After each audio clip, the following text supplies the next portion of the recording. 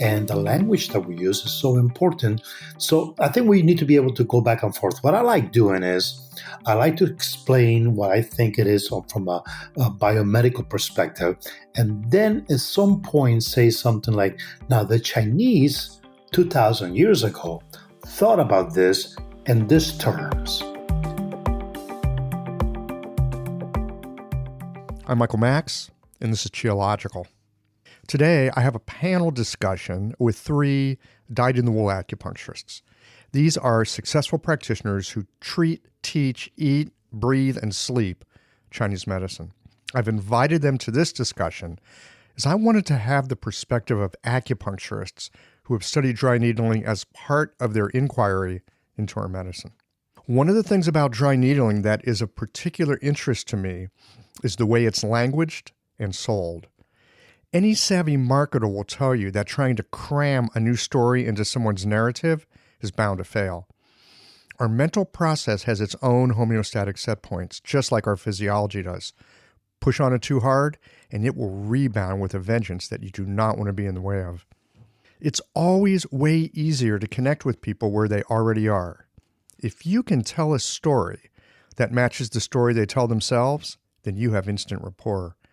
There's zero resistance as your thoughts echo theirs. Good marketing, it's not about manipulation. It's more like Aikido, the art of blending in a harmonious way. So with this in mind, I want to look at the language and the perspective of dry needling, and I think maybe we can learn something here. Now, if you just felt your gut tighten up and the thought arose that you need to delete Qiological from your playlist, hang with me here. I am not advocating unskilled medical professionals practice the form of acupuncture called dry needling. And I think we have an opportunity to learn something here. I live in Missouri.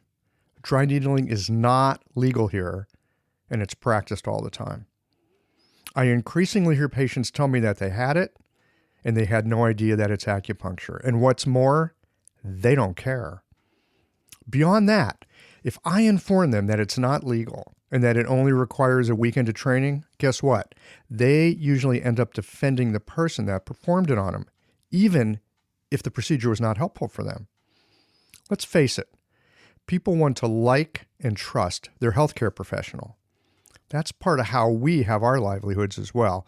And this raises the question for me of why it is that people are open to dry needling, even when it hurts like hell, and even when it doesn't help. I suspect it comes down to language and culture. Here in the West, conventional medicine is the go-to. Chinese medicine is, well, worth a try if the regular thing doesn't help. And beyond that, there's the language. Speak a person's language, and you're on the inside. You get each other. There's a feeling of safety and connection. Speak someone's language, and trust naturally will arise.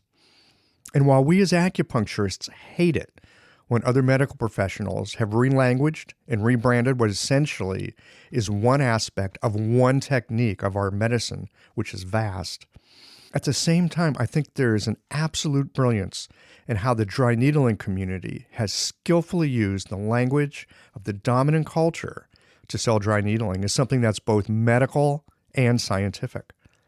From a storytelling point of view, it's an excellent example of connecting with your audience, meeting them where they are both consciously and unconsciously, and getting a deep buy-in. I get it too.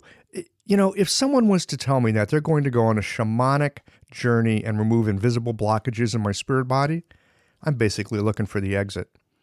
However, if I'm told that there are some restrictions in certain tissues and that some gentle touch, maybe some breathing, a little bit of acupuncture, a little bit of manipulation could open up the local metabolism, guess what? I'm all in. What's the difference? The difference is that I'm open to the second story. And I think it's like this with the people we serve.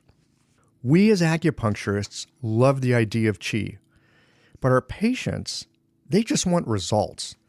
Ideally in a way that they can tell a story to themselves that makes sense.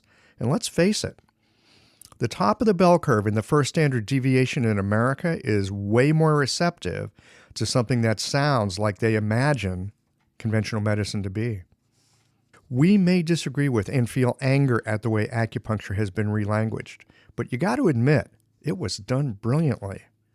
And the question arises in my mind, how do we talk about our medicine in such a way that we stay connected to our roots and at the same time allow ourselves to be heard in modern Western culture?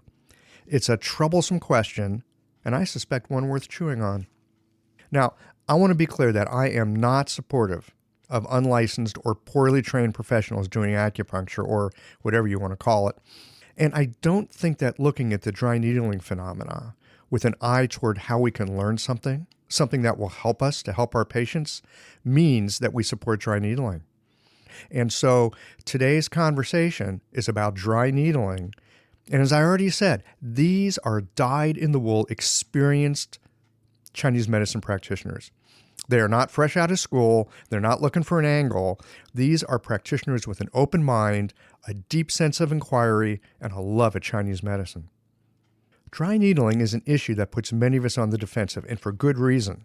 That being said, I would encourage you to keep an open mind as you listen to the experience of these three skilled acupuncturists. I got a couple real quick things here, and then we're going to dive into today's conversation. First, you know I'm a stickler for sound quality, and I'm sorry to say there were some sound problems in today's conversation with the audio stream of one of the guests. Usually I'd say, hey, let's get a new mic and do this on a different day, but trying to schedule 4 busy practitioners is not easy, so I apologize in advance for the less than optimal sound quality. All right, you know that later this summer is the 2nd anniversary of Qiological. It just turns out that the anniversary show is show number 100. How about that? Deep gratitude here to all the guests who have given their time and shared something of the medicine that they have. And thanks to you too, the listener, for making Qiological part of your life. For the anniversary show, I'm going to have one of you joining me. We can talk about something you've learned or you do in your practice. You can turn the mic on me and host the show for a day. Hey, for that matter, you can host the show and choose to speak with the guest of your choice. Hey, this could be a lot of fun. Anyway, to claim your space for the microphone at the anniversary show, just send me a postcard from where you listen to the podcast and put your email address on it. Might not be a bad idea to add your phone number too. I'm looking forward to putting these in a hat and choosing one of you for show number 100. All right, friends, that's enough jawboning here on my end. Let's get into today's conversation. These conversations come to you through the generous support of our sponsors and members. All the sponsors here provide helpful products or services that you'll find beneficial in your clinical work. Want to get better at treating concussions and other neurological conditions? Clayton Shoe has some innovative methods. Blue Poppy, your new one-stop shop, has speedy shipping options on everything that you need for your clinic. Later in the show, Jane offers you helpful suggestions on how to raise your rates, and Golden Flower Chinese Herbs shares a journey of healing that I think you'll recognize. Do be sure to visit the sponsors page on the Qiological website to take advantage of all the special offers our terrific sponsors have for listeners of the podcast. Picture this. Your clinic is buzzing with patients, and then you realize that you're down to your last box of needles. No need for panic, because Blue Poppy, your one-stop shop for all your acupuncture needs, they ship orders received before 3 p.m. on the same day. With a quick visit to Blue Poppy's website, you can order premium needles, herbal formulas, and that special Dr. Bob's oil that your patients love. Blue Poppy understands practitioners can't keep patients waiting. That's why they strive to get you what you need when you need it. From high-quality Chinese herbs and formulations to acupuncture supplies and clinical essentials, Blue Poppy has served practitioners for nearly 40 years with products that meet the highest of standards. Discover everything Blue Poppy has to offer by visiting www.bluepoppy.com, and don't forget to subscribe to their mailing list for exclusive offers and more. Ever found yourself listening to a Qiological conversation and thinking, wow, I needed to hear that? Yeah, me too. And I never know when I'm going to hear a guest say something that stops my world and reboots it with a larger perspective. If these conversations have ever helped you to feel more grounded, more inspired, or just less alone in this strange and wonderful work we do, consider becoming a member or supporting the podcast with a bit of tithing to the donation jar. It helps keep the lights on here at the Qiological Sound and Motion Lab so that we can bring you these conversations every Tuesday morning. You'll find all the details at qiological.com. Thanks for listening and for being a part of this. Hey there, I'm Cameron Jafari, an acupuncturist from Los Angeles. So I started learning nanopuncture from Dr. Clayton Shu because I was facing these complex neurological conditions like stroke and MS in my clinic, and I just felt like I lacked a solid process to treat them. Brain-related issues always felt like a whole different animal, and I was looking for a clinical system that worked and could guide me through them. So after attending my first nanopuncture seminar, I was able to apply the process pretty quickly and with pretty amazing results. I remember the first stroke patient I saw afterwards was a guy who had had a stroke 2 years back, and he couldn't talk at all. And after a few treatments, he started saying a few words. And a few treatments after that, he could actually have conversations. It was pretty incredible. So this is why I feel like nanopuncture is the future of acupuncture neurology. And you can be a part of that. Their next seminar is on treating concussions and is being co-taught by both Dr. Shu and Dr. Ayla Wolf in New York City on April 26th and 27th. To learn more, visit nanopunctureseminars.com.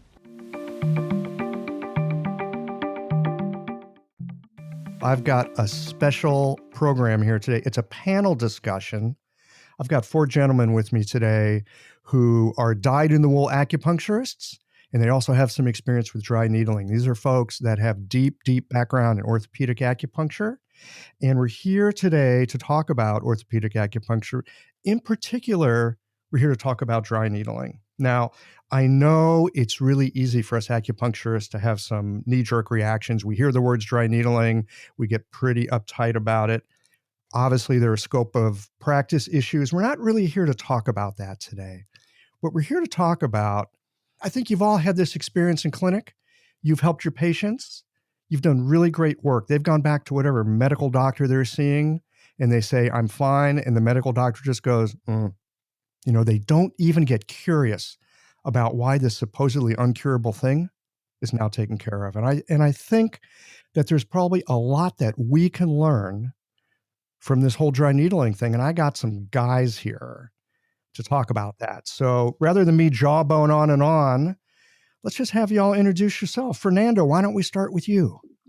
First of all, thank you for putting this together. I think it's very important that our awareness within our profession continues to grow in this very topic. I'm Fernando Bernal. I practice in San Agustin, Florida, and I've been practicing since 1995. For the last few years, I have taken a strong interest in orthopedic type of work, and which eventually brought me to practicing dry needling, amongst other things, injection therapy and so on. I'm glad to be here. Thank you. Wonderful to have you. Brian. Hello, I'm Brian Lau. I'm also in Florida, so a fellow Floridian with Fernando. I'm in Tampa, Florida, though. I've been practicing since 2000, though. Initially, I started as a massage therapist and studied and became certified in structural integration, which is the body of work that Rolfing is part of. So I did that for a number of years and then went back to school for Chinese medicine and acupuncture and did training in sports medicine acupuncture. I did that certification program, and I'm now on the faculty of the sports medicine acupuncture, teaching both in the certification program, but also with the foundation classes. I've been teaching with them since 2014. So I teach very closely with Matt Callison. We work on developing and adding some aspects of the curriculum within the sports medicine acupuncture certification. And that's an ongoing process, especially working very heavily with the sinew channels. Sinew channels, those are interesting. I'm looking forward to hearing more about that. Dr. Lerner. All right, my name is Josh Lerner. I am an acupuncturist in the Seattle area. I've been in practice since 2001. Really since about 2006, when I first started learning Tuina, the Jungu Tuina system with Tom Bizio and Frank Butler. I've been really focusing more and more on orthopedic medicine. About that same time, I took a series of classes on manual trigger point therapy, got really interested in that, and then continued on with some more advanced classes in the dry needling techniques. I went through Matt Callison's year-long sports medicine program with Brian and Matt as my teachers. I've done lots of other classes in orthopedic medicine with osteopaths, with physical therapists. And that really is the bulk of what my practice is now. And I also teach all of that type of material at the Seattle Institute of East Asian Medicine, where I've been teaching for about the last 8 years. I'm so glad to have you guys here. You got an incredible background in orthopedic medicine, strong Chinese medicine background, and you've got some understanding of this dry needling. Gentlemen, what do us acupuncturists have to learn from dry needling? Okay, let's start with Brian. So I could possibly frame the question and state what we have to learn from more anatomically based acupuncture. And I think dry needling has a lot to offer that because it's very anatomically specific and precise. There's a target tissue, as we have target tissue in acupuncture, but the target tissue is muscle and connective tissue. And particularly when we're talking about dry needling, it's predominantly muscle, or at least myofascia, muscle and connective tissue. And it teaches us to look at the body a different way and to understand pathology maybe a different way and to open up possibilities. There's a lot of information within the schooling of trigger points and trigger point theory that I think parallels but also informs a lot of our practice on channel theory. Could you go into that a little bit more, how it parallels, but even more importantly, how it informs our channel theory? So let's consider something like the longus colli, a very deep anterior cervical muscle. The longus colli, when you start looking at pathology associated with it, this could be one that's associated with whiplash injuries and it can create pain, but it can also create things such as plum pit chi. They would say globus hystericus when you look at the trigger point manual because they're looking at it from a Western standpoint. So globus hystericus, difficulty swallowing sometimes, feeling that there's something stuck in the throat. That's one of the symptoms, one of the symptomology when there's dysfunction in the longus colli. So that's kind of interesting. And then you look at that tissue and you look at which plane of tissue it's associated with. I interpret that as being part of the sinews, the channel sinews of the kidney channel. Then you start looking at points along the kidney channel and you look at something like kidney 6. Kidney 6 treats plum pit chi. So maybe one of the things that it treats is it regulates tension distally, regulates tension within the longus colli. Kidney 6 is also one of the points of the yin chow. And if you look at the yin chow, it goes right to stomach 9. It says something like anterior to stomach 9. So it goes right into a point that you could access the longus colli through. So it just gives information. It starts to inform some of the practice. Yeah, it sounds like it brings a real three-dimensionality. It's not just, I'm going to stick a needle in this one tight spot, but it's a way of looking systemically at the whole thing. Yeah. But also maybe, if you're palpating the longus colli, it tells you, maybe there's a pathology here that's associated with the kidney channel or maybe the yin chow. So it just gives you a different way. It opens up possibilities to use distal points with adjacent and local points, and just more information. It gives us another resource. Great. Fernando, what are your thoughts on this? I am in the process right now, and this is not a shameless plug, but I'm in the process of developing an online directory for practitioners who practice orthopedic acupuncture, including dry needling. And in the process of putting this website together, this directory together, as I did my research on Google, if you were to search the word filiform needle, immediately Bing and Google equate filiform needle with dry needling. Immediately, and you can do the search right now because that's the name of the directory that I put together. It's called filiformneedle.com, and it's not ready to go publicly yet, but I'm still working on that. So to me, what we can learn is that while the acupuncture profession has been very busy trying to convince the acupuncture associations, acupuncture boards about the danger of practicing acupuncture without a license or without sufficient training, the other allied professionals have been busy promoting dry needling online. So every time that you do any search on Google or Bing or any of the major search engines, you will find that they immediately are associating dry needling with physical therapy, with chiropractors, and so on. And acupuncturists are left behind. So what I find that we can learn from is that we have left our marketing aspect of this whole dilemma that we're in the back burner while we've been busy trying to convince the boards and the licensing organizations of the dangers of using dry needling improperly. And I think we missed the boat there. We try to win this battle in the legal arena, but we did not approach the public arena, the public perception. Even just today, I had a patient that came from Atlanta where they are practicing a lot of dry needling. And she says, have you heard of dry needling? And it's just a common occurrence where patients are bringing that up. It's not that we as acupuncturists are educating patients about dry needling. They're being educated by the PTs, by the chiropractors, by the other allied professionals. And I think what we can learn is that we're missing the boat in the marketing part of it. This point that you bring up about the use of language, the use of marketing, how they're getting the word out, so to speak, using the word filiform needling. By the way, y'all that are doing SEO on your websites, you might want to make sure that you say something about acupuncture is a filiform needle. That'll bring more people to your website, by the way. It's a really interesting thing, like you say, that by going out and using a certain kind of language, they've really captured a piece of the market that we, well, up to this moment, haven't been paying attention to, but we are now. We'll come back to more of that in just a moment. I'd like to hear from Josh, your thoughts about what the dry needling world has to teach us. Two things that I wanted to mention were basically just to reiterate what Fernando and Brian just said.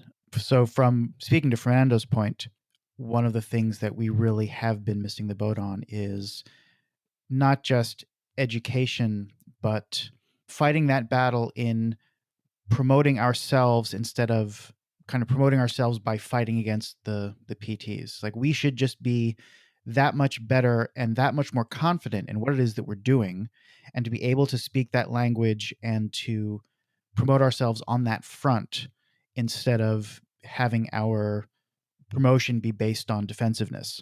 That can only really be accomplished, or can only really come about when we have a certain level of familiarity and confidence in our ability to actually kind of function on that level, or function in that context of talking about, talking to patients on an anatomical level, talking to patients on a level where they can understand what we're saying, and we're not just saying things that sound esoteric as far as our treatments or how we're diagnosing things. So that's one thing. Speaking to what Brian said, so just recently, through a series of coincidences, I ended up teaching the first year channels and points class to the first year students at school up here in Seattle, which I've never taught the material before. So that forced me to go back and relearn all of that information from the first year of acupuncture school that I didn't really forget it, but it's stuff that wasn't in like the forefront of my brain for many, many years. And so looking back at the information on the channel system, I started to see a bunch of little things that I'd forgotten about or that I hadn't been paying attention to, that to me seemed like explanations from 2,000 years ago of phenomena that we would really consider trigger point phenomena, and things that like don't otherwise really fit into the channel system in a kind of a rational or logical way, the way that the system is set up. For instance, the law channel of the small intestine channel. So the law channel basically goes up and spreads across the front of the shoulder around large intestine 15. So most of the law channels, they connect with the internal external paired channel, right? And they go to some other area of the body. But it says very specifically for the small intestine law that it goes up and spreads across large intestine 15, which is kind of a strange thing when you think about where we normally think about the pathologies of the small intestine channel on like a musculoskeletal level, right? It wraps around the scapula and it goes up the side of the neck. But if you study trigger points and you realize that the infraspinatus, which is covering the back of the scapula, and small intestine 11 basically is right in the middle of the belly of the muscle. When that's problematic, when it develops trigger points, when you palpate it and you press on it, the most common thing that will happen with incredible reliability is that you get this pain that radiates out right to large intestine 15. It's so reproducible. I would say, like, if you know how to palpate, you could probably have that experience on probably 85% of the people, just if you just walked up to random people and have that happen. So to me, studying it, not so much the dry needling specifically, but trigger point theory in general, helps to really flesh out and enrich the study of these ideas from Chinese medicine that otherwise just seem like arbitrary observations or kind of arbitrary things that they discovered. But then the last thing that I would say is that what studying trigger point theory in general and dry needling in particular really brings to the study of Chinese medicine is a sense of precision, a different type of precision than we often experience as acupuncturists. We can be very precise with certain things, but in terms of palpating muscles, like things that we talked about, Michael, on the last podcast we did on trigger point and dry needling, just you and me, that was one of the things that I brought up, was that acupuncturists very often, unless they do a lot of orthopedic needling, don't really palpate individual muscles with knowledge and with precision. We're very precise palpating some other subtle things and palpating acupuncture points and subtle changes in tissue. And also with the needling, dry needling forces you to be incredibly precise, targeting very specific tissues and muscles. And it's just a different type of precision than most acupuncturists who don't do that type of work are used to, I think. This episode is brought to you by Jane, the clinic management software that I use to keep my practice running smoothly. So, let's talk about something that can be a little bit uncomfortable: raising your fees. I know, this is something that might feel awkward, but it doesn't have to. With a bit of planning and care, you can handle it in a way that feels right for you and your patients. One tip: give yourself at least 2 months to prepare. This gives you time to get comfortable with the change and let your patients know what's happening. You can share the news through emails, booking reminders, or even just a friendly little sign in your clinic, and avoid over-apologizing. Instead, keep it straightforward and matter of fact. Keeping things consistent across the ways that you communicate can really help avoid confusion. Fee increases aren't always easy, but you're not on your own here. For more tips and ideas on how to communicate these changes with confidence, check out frontdesk.chain.app and look for the article, How to Tell Your Clients You're Raising Your Fees. Oh, and one last thing, if you're ready to give Jane a try, use the code Qiological for a 1-month grace period on your new Jane account. Often as an acupuncturist, the idea is I'm going to find this point. Maybe it's sticky, maybe there's heat, there's all kinds of ways we find acupuncture points. At least in my practice and in the practices where I've observed other people, we haven't really gone into there's this specific muscle, there's this specific tendon, or there's this specific trigger point or whatever. There's an anatomical feature that I really want to pay attention to. I know what it is, I know what it's called, I know what it does, and I'm going to go do something with it right now. I think you're right. We don't have that kind of precision for the most part. Can I add something to what Josh said? Absolutely. So talking about the low of the small intestine, there's a similar thing that an anatomical perspective and trigger points also kind of offers in channel theory that is kind of parallel to what Josh was saying, and that's the large intestine channel, which reaches, of course, large intestine 15, but then it intersects with SI12. And then when you look at the target tissue of what SI12 reaches, that's the supraspinatus. And we look at LI15, that is the attachment of the supraspinatus. So it starts to get a little focus to why there's an intersection point at SI12 for the large intestine channel. And getting back into the trigger point referral patterns, the supraspinatus would refer down to things like LI11. So a lot of the referral of the supraspinatus, which I see as primarily a small intestine sinew channel muscle, but it links very heavily with the large intestine channel and refers down the large intestine channel. So it starts to just bring some focus in the same way that Josh's explanation was bringing focus with infraspinatus and its referrals and how that can kind of make sense out of things that, like Josh said, is kind of arbitrary, possibly seeming, but when you start understanding the anatomy and referrals and connections that way, it gives them more focus. What I'm hearing you guys saying is there is a way of looking through the map, so to speak, of dry needling or trigger point. You can call it what we want. There's a map that shows the body in a certain way. We can overlay that on our Chinese medicine, see lots of different places where it connects and also informs. I had a conversation with somebody just the other day, and we were talking about the difference between maps and terrains and how different maps are useful. So, for example, If you're looking to find a house on a street with an address, you don't want to use a topographical map. It's not going to help you. You want to have a road map. But topographical maps have their use, and road maps have their use. And what I hear you guys saying is that there's this other map that can really inform a lot of the work that we do and a lot of the theory that we already have about Chinese medicine. Yeah, and the image of the map is really interesting. It's actually one that I've used in the past also, because in one sense you could look at like a topographical map and a population density map and a road map and a voting pattern map, and all these things seem to be giving you completely separate bits of information. But, there's a lot of ways in which some of these maps, even you can kind of predict some information about one map from one of the others. Like you could predict, if it's like really a mountainous terrain, roughly where roads are likely to go by looking at a topographical map, right? You're not going to probably have straight roads going right over the places where the peaks are really high in the mountains. Or you may not have like a high population density in an area, like certain areas, by looking at a topographical map or looking at even a road map.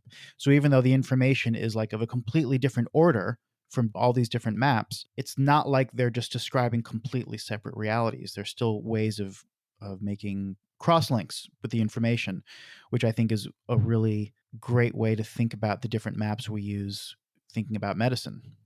Fernando, I'm curious to know how you, in your practice, use this the map, so to speak, of the trigger points in the dry needling, and how that helps to inform your Chinese medicine, and also how you see it being specifically helpful to your patients.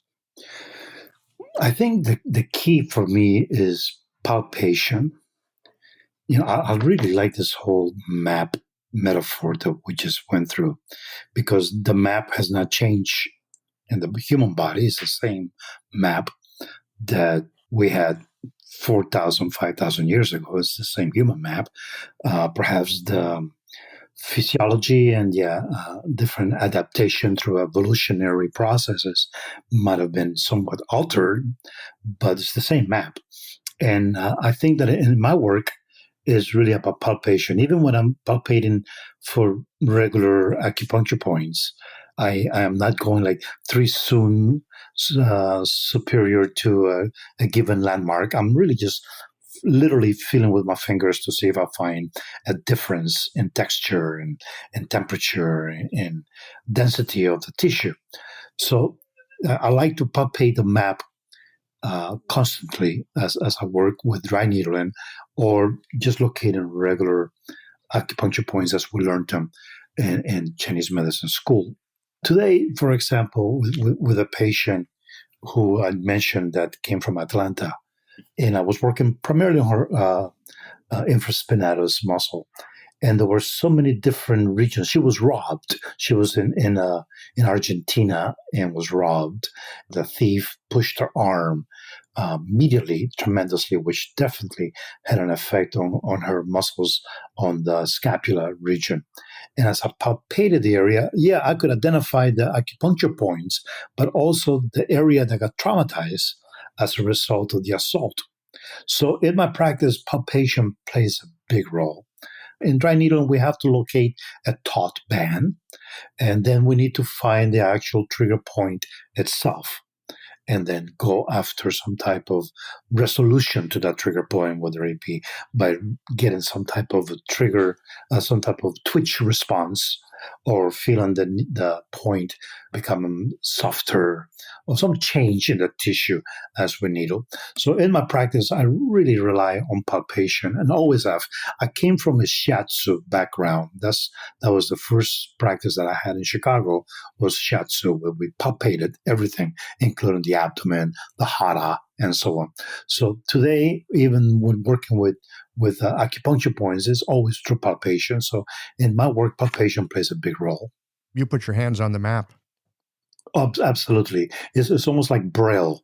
You feeling, and what does it say as you palpate? I want to turn for a moment back to the languaging piece. Josh, you're out there on the left coast, and Brian and Fernando, you're on the East Coast. So those areas are a little more hip, so to speak, than here in the Midwest. I know here in the Midwest, if I start talking to people about chi and channels and, blah, blah, blah, there are some people that are into that kind of thing, but I'm going to lose most people, right? So I try not to talk too much about it. One of the things that I've noticed, and Fernando, you brought this up earlier about the filiform needling and the languaging that goes around that. It seems one of the things that the dry needling community has done is they've done a brilliant job of taking some ideas, putting them into very Western anatomical biomedicine terms so that when they talk about what they do, they're speaking the language of most of America. And, for us acupuncturists, if we start talking about invisible things and this invisible energy, again, there are some people that are going to cotton to that, but there's going to be a bunch who don't. So I'm curious to hear from you guys. And on this one, let's start with Brian. What you think about how the languaging that's used by this other community of practitioners is something that could help inform us in the ways that we talk to people? Well, I completely agree that you have to use a language that people resonate with. Outside of my professional life, I teach Tai Chi and Qigong classes. And I rarely say Qi in those classes. I usually talk in very easy to understand language. Sometimes I talk a little bit about anatomy and structure and alignment and movement that happens between regions of the body, but it's all pretty down to earth language. And I think some of the concepts I talk about can be talked about in terms of the microcosmic orbit and the macrocosmic orbit and some of these more esoteric processes. I think what I'm explaining are those things, but I'm saying it in a way that people can understand and resonate and they don't feel sort of shut out of the conversation. Sometimes the anatomy can be a little bit harder for them to understand, but they can kind of see it, they can kind of understand it. And I think the same thing with acupuncture. I think we should use a language that people can resonate with and people can follow, and they don't feel like they're not part of the conversation, that they're just listening to someone who is beyond what they can understand. So I just think it's essential that you use language that's attainable for people to get. I'm curious to know, when people say that acupuncture, how does it work? How would you explain it to them? If I was really smart about this, I would have a good commercial, and I'm not one for having like a 30-second commercial. So I really make it up with each patient, which maybe isn't the smartest thing in the world. But regardless, I do that. So some of it's going to be based on what I'm working on with them, of course. And I sometimes have common themes that I discuss, how it's relaxing and working with reactive places in the muscle to either soften a muscle that's too tight or waking up a muscle that's inhibited and not sort of playing along, so to speak. And then I use the information from the distal points and say that they're part of a chain of tissues that interact with each other and communicate with each other. And that stimulating distally will also help that muscle do something, wake up, turn off. And then if I wanted to get more in depth with that, then I might talk about how that can take pressure off of blood vessels and nerves and have really a profound effect on the functioning of the body. But I try to keep it pretty simple and pretty grounded within reason. It's a complex subject, so it's kind of sometimes difficult to make it succinct and simple, but I try not to get too out there with it. I love what you said here, that you couch it in terms, or you bring up examples of the things that you're working on with them. You're not doing this global, oh, here's how it is. You're taking something that they came in with. You're taking something that they're having an experience with, and you're explaining their experience to them through the ideas of Chinese medicine and through the ideas of physiology. How can you argue with physiology? Josh, what about you? How do you approach this languaging thing? Really similar to what Brian was talking about. I'm definitely a big fan of not alienating my patients with the language that I use. But what's interesting, as the more I've thought about this, and you and I have talked about this also in the past a few different times, and talking with patients over the last few months with this kind of in the back of my head, I've realized that using the language of Western medicine also has as much of a potential to be alienating to patients as the Chinese medicine does, depending on how you use it. Especially the more specialized knowledge that you get around, physiology and around pathology. It's a lot of patients come in and they've already been frustrated with talking with their doctor or their physical therapist because they're using all these terms that they don't understand. They don't know what the difference is between like a tendinitis versus tendinosis. And I mean, those words also, even though at one level you could say that they're more familiar to most people, still for a lot of patients, it can be kind of confusing. I have to very often explain their Western medical diagnosis to them using simpler language. And so what I've kind of fallen into doing is speaking in it's like somewhere between, I guess you'd say, the imagistic type of language that we use in Chinese medicine, right? Chinese medicine is one of the strengths of the language is its use of metaphor and its use of language that really reflects our moment to moment experience, right? We talk about things like damp and heat and cold, and we talk about the body using the same language that we use to describe the environment, more or less. That's one of the reasons that a lot of people gravitate to that language, but then they can start to get a little bit too abstract for some patients or kind of not make sense. And so using that idea of trying to explain, even if I'm thinking about a particular patient in terms of which groups of muscles are out of balance or like if there's a particular problem in a joint, trying to think of a metaphorical way that's not misleading and that's as accurate as I can make it from a physiological point of view, but that kind of gets the patient to really understand it. One of the ideas that I learned about how to do this came actually from a class that I was taking with a lot of physical therapists, going back to things we can learn from people like physical therapists, that was based on some research on motor learning, like how people actually learn new skills. And like when you're teaching someone a new physical skill, the importance of not just imposing your language on the patient, but listening to like what language they're using to describe what they feel when they do a particular exercise, and then using their language back at them for feedback. That was a fundamental shift in how I thought about language use with patients. Like, especially coming from like a martial arts and a qigong background, it's usually taught with there's certain sensations you're supposed to feel, there's certain types of language we use. We tell students, so you should practice it this way so that you feel this in this part of your body. But there's a lot of research that starts to show that often, because people have such different interpretations of individual words, getting the patient to do it correctly and then asking them, what did that feel like? And then using their language back to them. So kind of at a level, even with talking about their diagnosis and how I'm going to be treating them, I have more of an approach like that now than previously, when I tended to have my set of like stock phrases that I was used to using that, worked 75 or 80% of the time.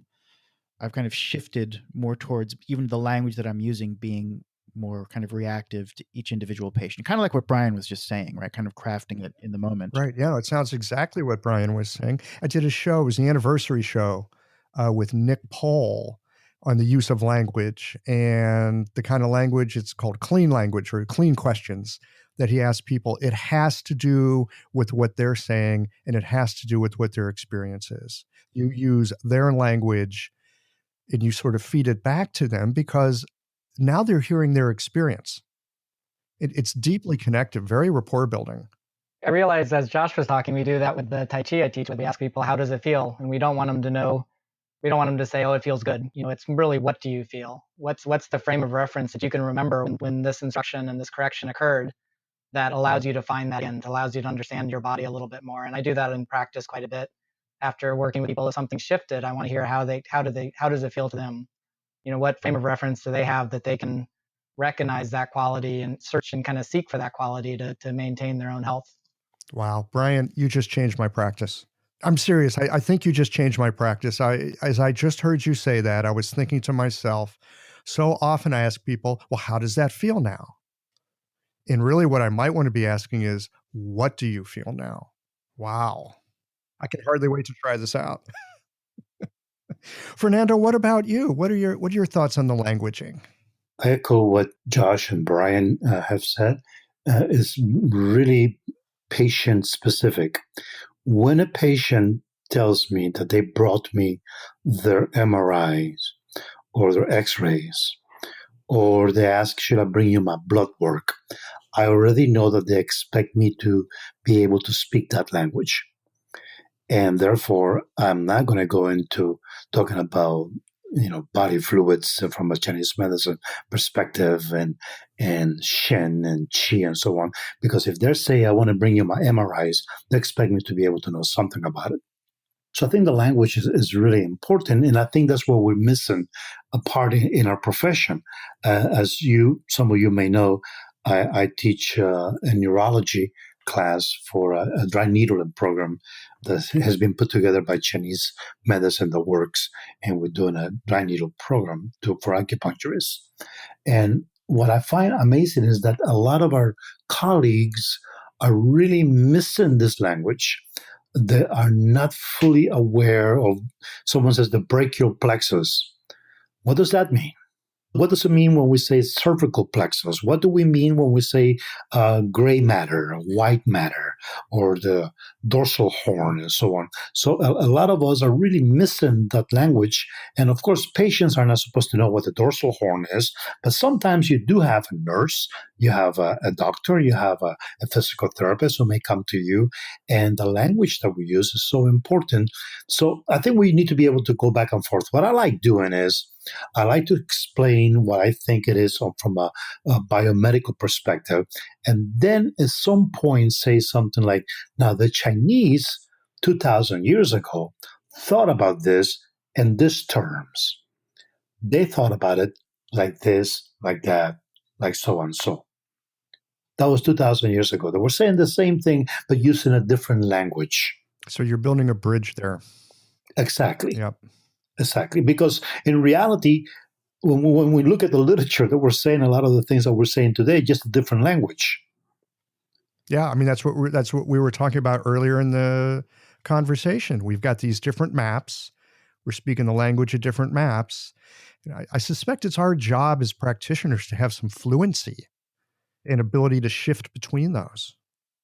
Well, I want to get into a question that might bring some hate mail.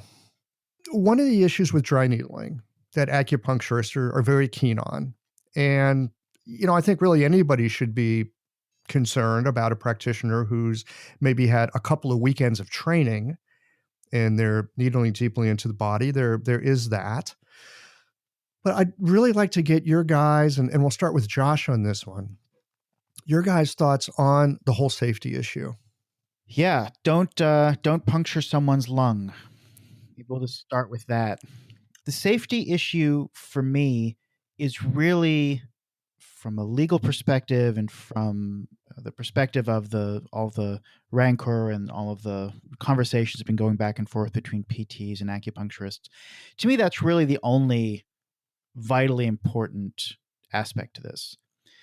A lot of the problems that have been occurring in terms of safety are often with people who've just had 1 or 2 weekends of training, and then they go and they needle some point on the thorax, they cause a pneumothorax, and that should just not be happening. So a series of classes that I took was with the MyoPain seminars people. I've done a few of their dry needling classes, one of which involved learning how to needle a lot of the points on the thorax. So needling the serratus anterior, needling a lot of the paraspinal muscles, the serratus posterior, inferior, and superior, all these points that are on the rib cage. And I was in this class with, 30 or so physical therapists, most of whom had never picked up a needle before. And they had this very specific way of teaching how to go about needling on the rib cage, right? So there's a way of you palpate for the ribs, you palpate for the spaces between the ribs, you kind of block the intercostal spaces with your fingers, you palpate on top of the rib, you locate the muscle fiber, and you make sure that you're actually only needling directly over bone. Even though I was in this room full of people with basically no experience, because of how it was taught and because of the sense of professionalism that PTs bring to their job for the most part, I actually felt entirely safe in that class. I actually felt more freaked out doing the technique on one of the guys because we were needling the serratus anterior, and I'd always avoided needling deep on the thorax for obvious reasons and all the horror stories we hear about in acupuncture school. When you say deep, are you going in perpendicular? Perpendicular, going in perpendicular. You're not far from spleen 21 or gallbladder 23 or 22. And I was needling my partner, And I blocked the ribs. I could feel the rib in between my fingers. I knew that my index and middle finger were kind of along the intercostal space. I used the other finger, the other hand to press. I could feel the rib. So I took an 1.5 inch needle and I start going down, and I go in like an inch, and I'm not hitting anything, and I'm getting nervous. And so I asked the instructor, it's like, how far deep do you go before you decide like I'm not where I think I am? But I ended up going a little bit deeper, and I hit rib, I hit bone, and I got a twitch in the serratus anterior. But like, I was more nervous for me doing it than I was having one of these PTs with almost no experience doing it to me, because I could feel that they had their fingers kind of in the right place, like as the patient. The problem is they get 1 weekend class, they practice each of those techniques on that muscle once, and then they go off and they practice it. And like some of the people in the level 2 class that I took, there were PTs in there who had taken the level 1 class like a year ago and hadn't really been practicing much since then. So the safety issue for me is really more about having requirements that if physical therapists, if they're going to be needling, especially on the thorax, there needs to be a lot more repetition, a lot more clinical supervision before they are just released to treat patients. That, to me, that's the main issue, because like their knowledge of anatomy and kind of what is actually under their hands when they're palpating from a like an anatomical perspective is much better than most acupuncturists. I mean, I'm kind of ashamed to say that, but that's just how, based on my experience and taking lots of orthopedic classes with other acupuncturists who've sometimes been in practice for 20 years, but still couldn't tell you like what's in between the skin and the bone with the needle that they're using. So yeah, for me, that's the most important issue, is that they need, in a good class, they're actually taught really good technique, but it's a matter of they may be more confident than they should be about their ability to replicate that without lots of supervision and practice before they see patients. Imagine this. A patient walks into your clinic. They're carrying more than the pain in their body. There's a story there, a history woven with the stress of long days, the ache of things unsaid, and the quiet longing for something to shift. You listen, not just with your ears, but with your hands, your intuition, your heart. It's not just about needles or a formula. It's about connection, understanding the threads that tie us together, mind, body, and spirit. That is where golden flower Chinese herbs comes in. Rooted in tradition and crafted with care, their formulas are more than herbs. They're a bridge between ancient wisdom and modern practice. Every bottle, a quiet partner in your work, helping you to meet your patients where they are. Because healing isn't just about treating symptoms. It's about creating trust, cultivating belonging, and helping someone feel truly seen. Golden Flower Chinese Herbs, your partner in practice and connection, where tradition meets care. One quick question here. So this was not a skinny person that you buried an 1.5 inch needle into. This was someone who had a little more meat on their bones, yeah? No. This was not, it's like you can't ever tell just by looking at someone necessarily, unless they're like really, really skinny. This was like an average dude. He was smaller than me. I was expecting to have to go in like a half a tsun with the needle.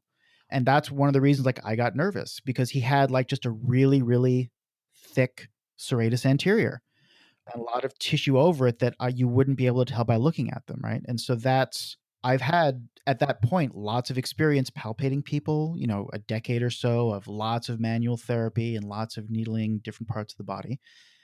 And that was just one that I didn't really have experience with. And so like the experience that you have and the training that you have can be really much more specific than you realize. You think, well, I'm good at doing A and B.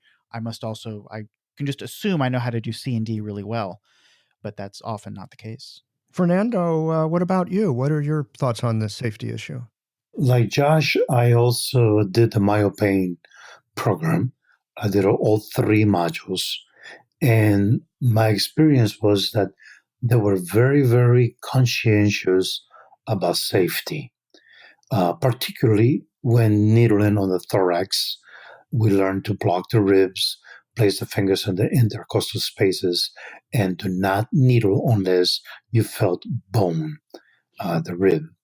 And so I was really impressed, not only just with the needling on the thorax, also like, for example, some of the points some of the trigger points in the distal part of the psoas in the yacus by the groin area, so that you can palpate for the vein, the artery, and the nerve before inserting your needle. So I thought that their safety teaching was very good. But I agree with Josh in that is the experience, the everyday work that's missing. The training, in my opinion, was tops. The knowledge of anatomy and physiology from the instructors was next to none. I learned so much.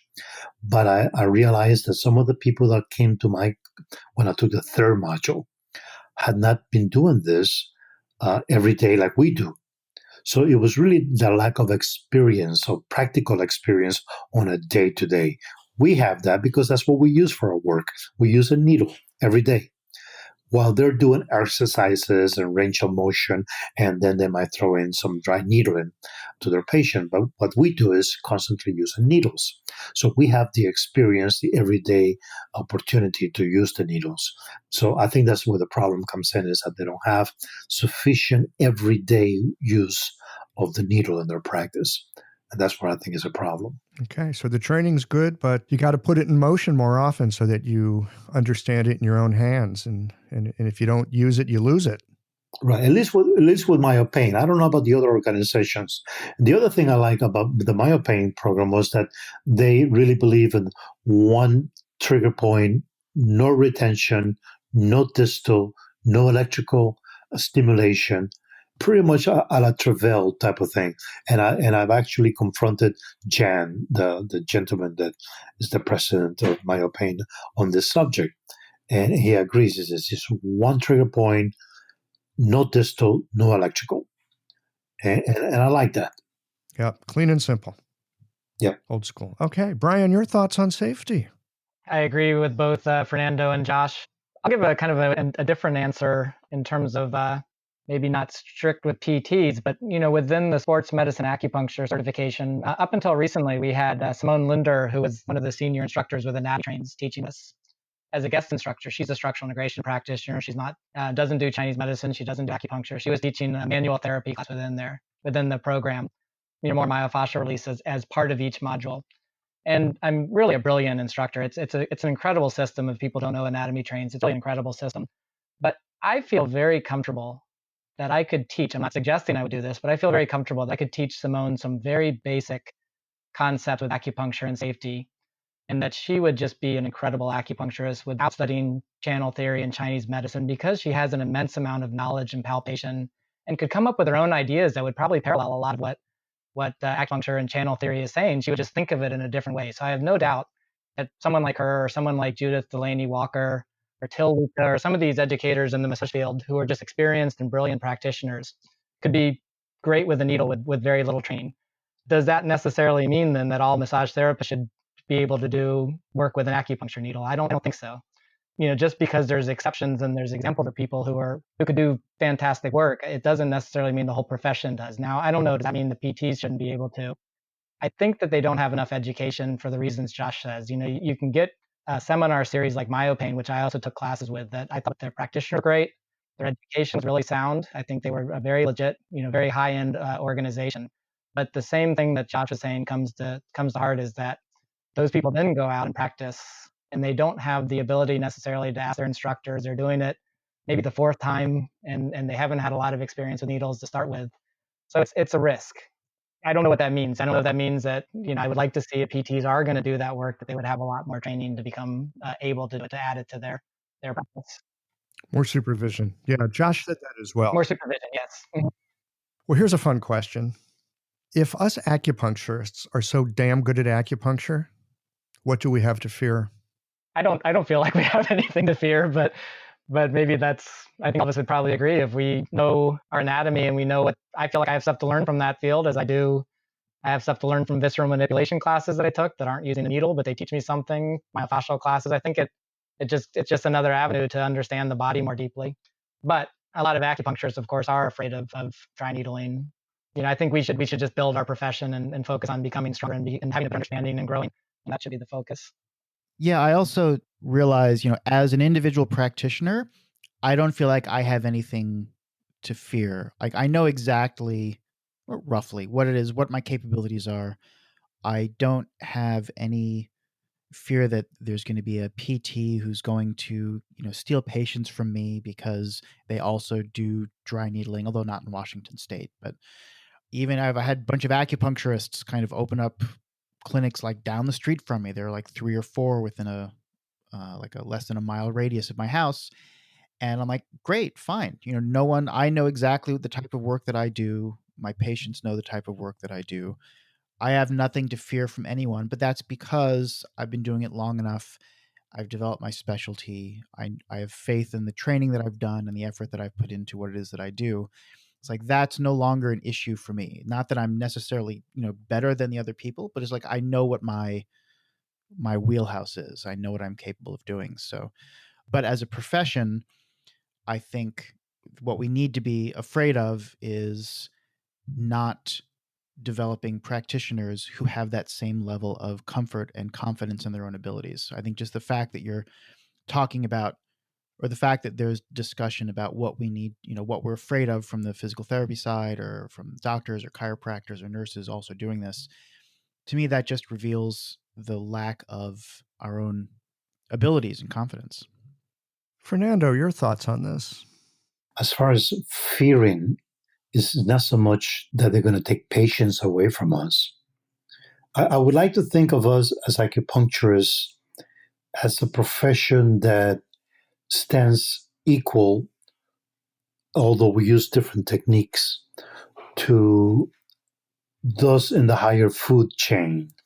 It's not that we are better than a physical therapist or a chiropractor or a massage therapist or anything like that. So we have a very special, unique style of medicine that can stand on its own 2 feet. However, there are certain factors that we have to keep in mind, the economical factors. There are practitioners who are concerned about losing income to physical therapists, to chiropractors. But we have an actual medicine. We don't have just a modality.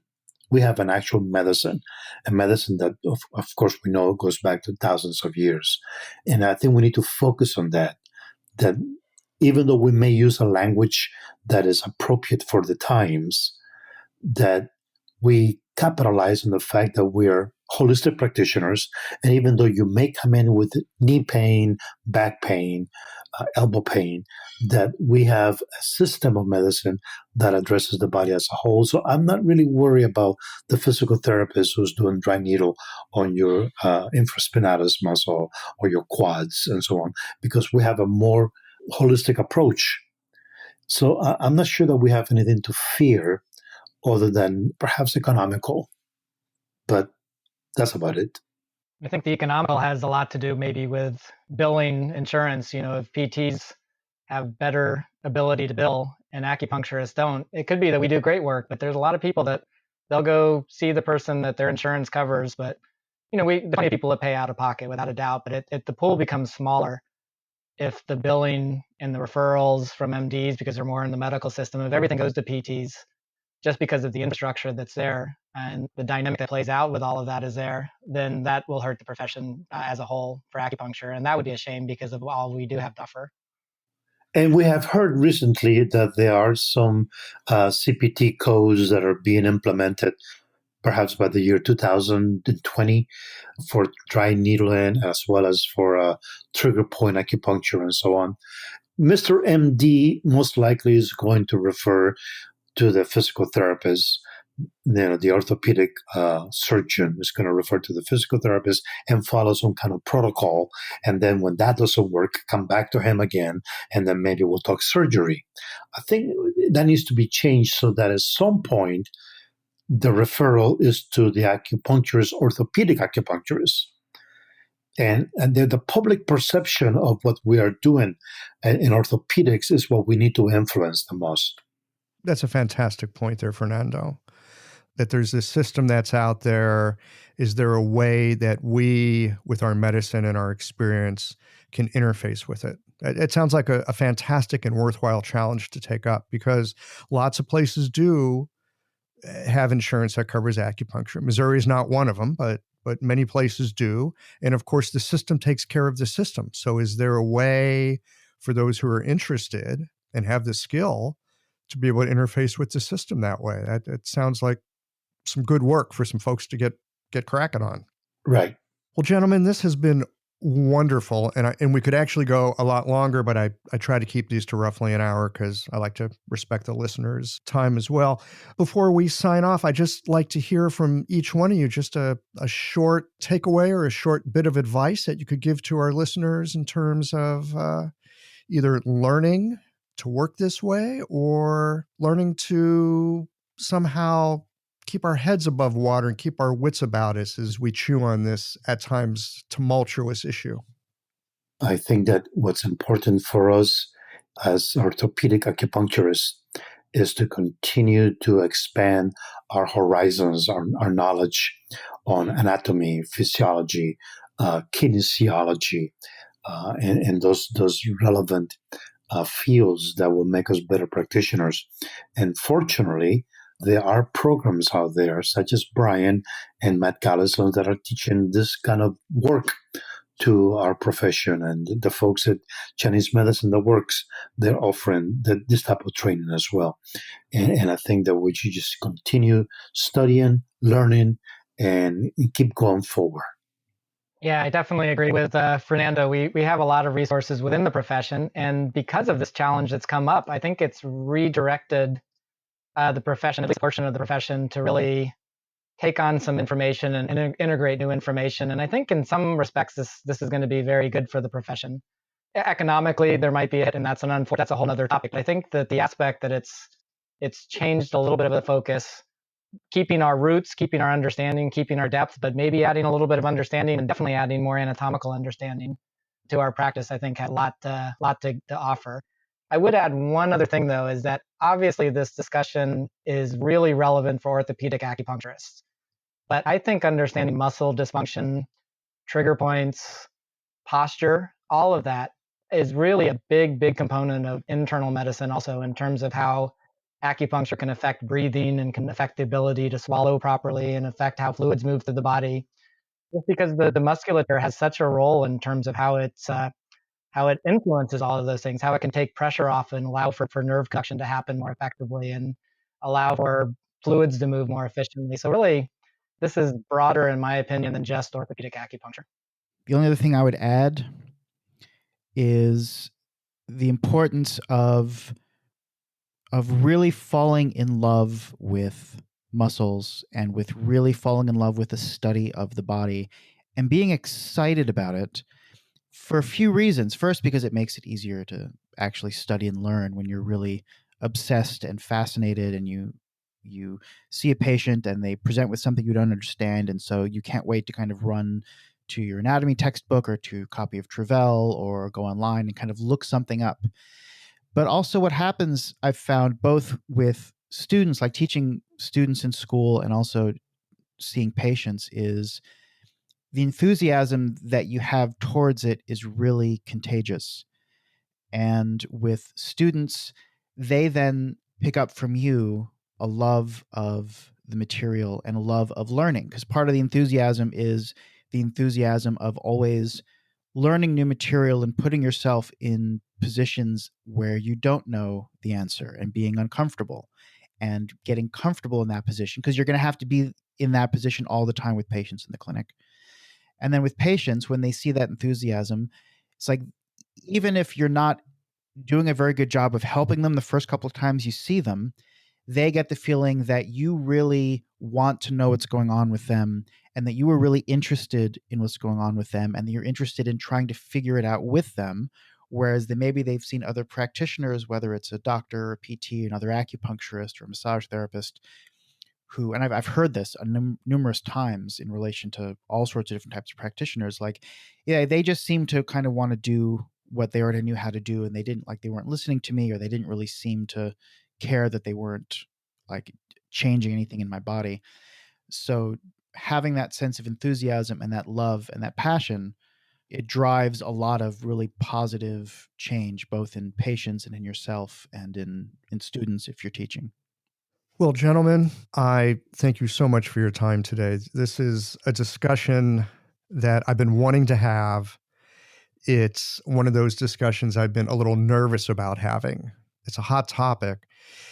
The perspective that you guys bring to this, the look at language, the look at learning, the look at that we have a medicine, not just a modality, and how we can look at this dry needling or the trigger point work as a piece of something that helps to inform us with the work we do. It's been really helpful for me. I hope those of you that have been listening today, that you found it helpful as well. And I suspect that this is a conversation that will be continuing in the future. Gentlemen, thank you for doing this. It's been an honor. Well, thank you. Yes, thank you. Well, here we are at the end of this episode. If you've listened up to this point, you're either a rabid fan of Qiological or the forward button on your podcast player stopped working. If you are indeed a fan of the podcast, you can help us to bring new episodes to our community of practitioners by supporting us with a membership or a one-time contribution. Details, of course, are on the website. That's it for today, friends. Join us again next Tuesday for another thoughtful episode of Qiological.